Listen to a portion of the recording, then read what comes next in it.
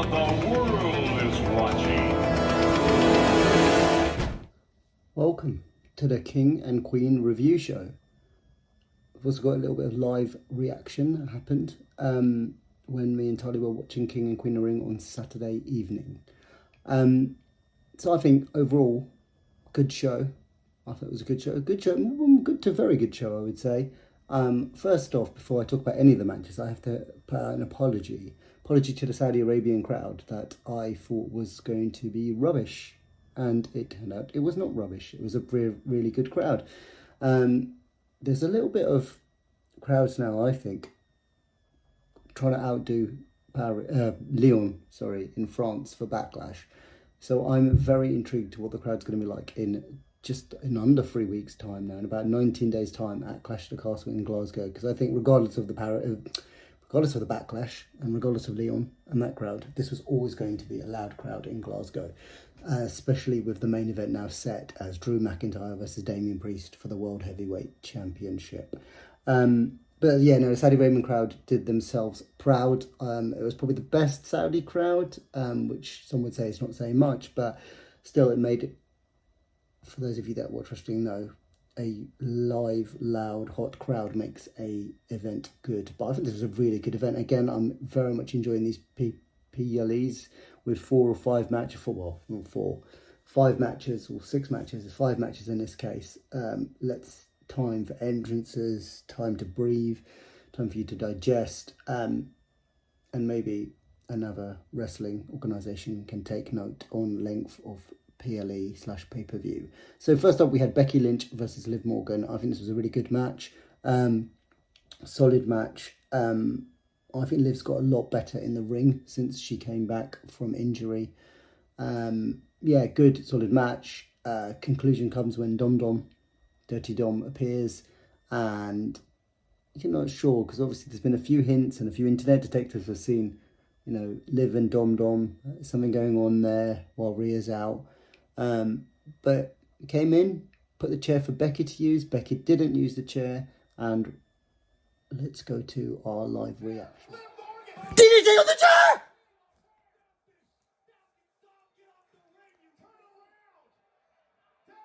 Oblivion!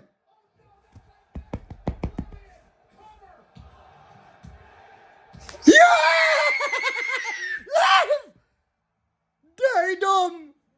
What a mistake!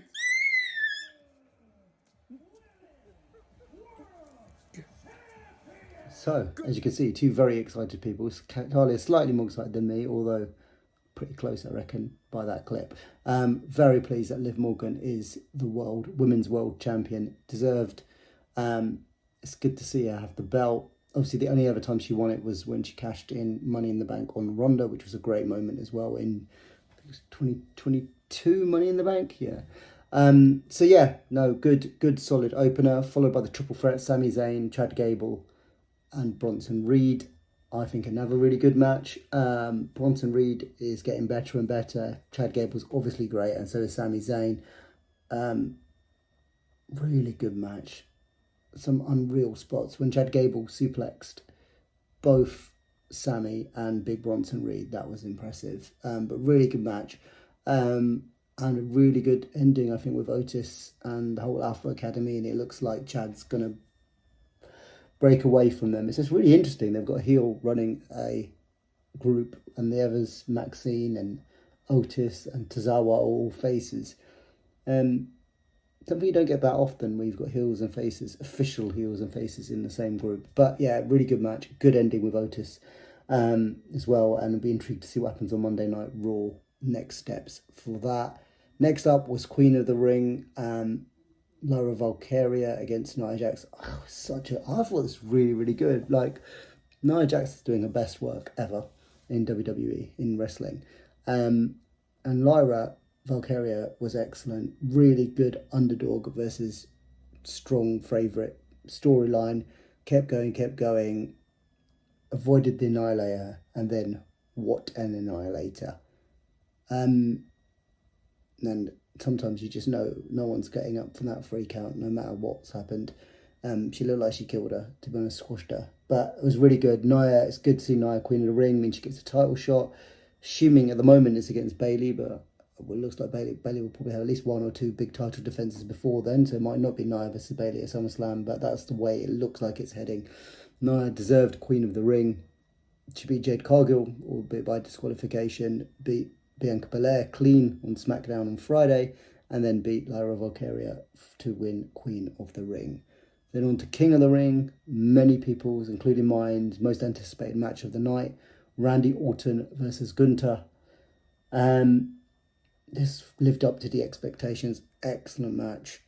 I saw some tweets and stuff about selling and how good Randy Orton. I mean, it's just, he's obviously been doing this for longer than most of the wrestlers now on the roster. You know he's good when you can sell just a simple power slam so effectively as Randy Orton. Controversy at the end. I mean, good, solid, tough match, hard match. You can see from that first or second chop to Randy Orton, you can see the whelps on his chest after like 2-3 minutes into, or at least 5 minutes into the match. I think the right choice was made. Gunther should be King of the Ring, although Tarly was the first one to spot it. Randy Orton's shoulder was up. Triple H addressed it afterwards. I don't think it's going to be a rematch. Well, not for the King of the Ring. Gunther is King of the Ring. Now the intrigue is what happens. Do we get a rematch just for the sake of rematch? Because I'm sure a lot of people will want to see that. Is Randy Orton actually hurt? Or was he just playing along, selling? We'll see. Good, solid match though. And Gunther gets a title shot at SummerSlam for the World Heavyweight title, currently held by Damian Priest. Could be Drew McIntyre, could still be Damian Priest. If CM Punk gets involved in Glasgow, still Money in the Bank after Clash at the Castle.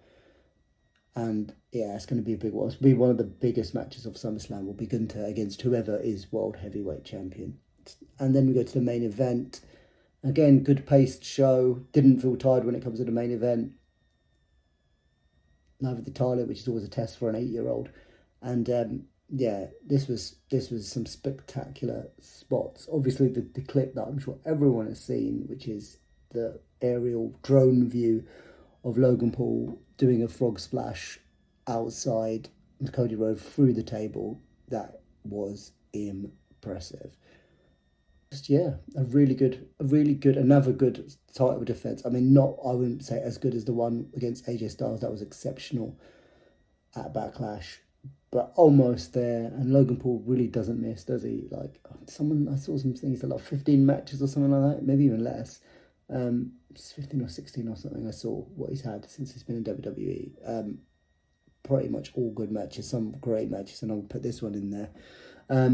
Really good thing. I'm not sure about the celebrity or whatever he is, interference at the end to how you win the match.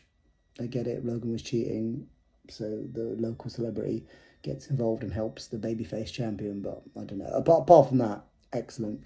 And overall, again, an excellent show, I think. Yeah, there's not really been a bad show for a while now, has there?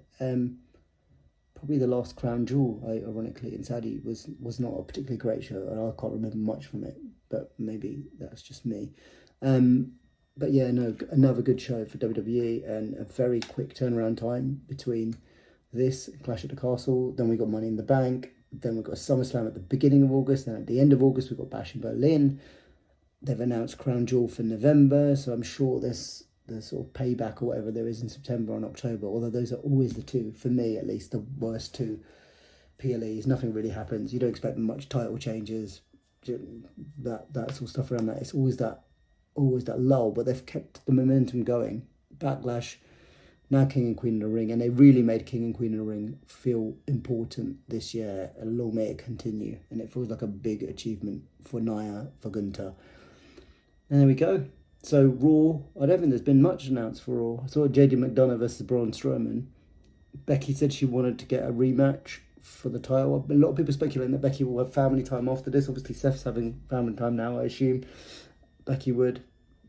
Becky still hasn't signed a new contract, by all accounts. Maybe she's going to have some time off.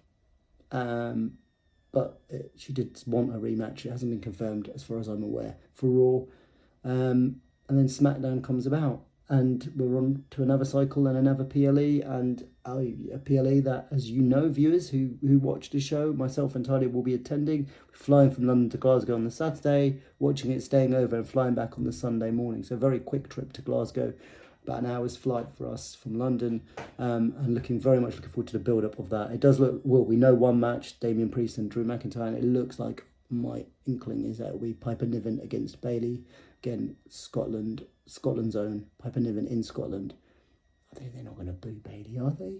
The UK crowd love Bayley, and the European crowd love Bayley. The UK crowd love Bayley even more, and they like that song to sing. We'll see. Anyway, thank you for watching. As always, like, comment, and subscribe. What did you enjoy most? What was your favourite match of the night? Always looking to interact with people watching this video. Right, take care, and we'll see you next week.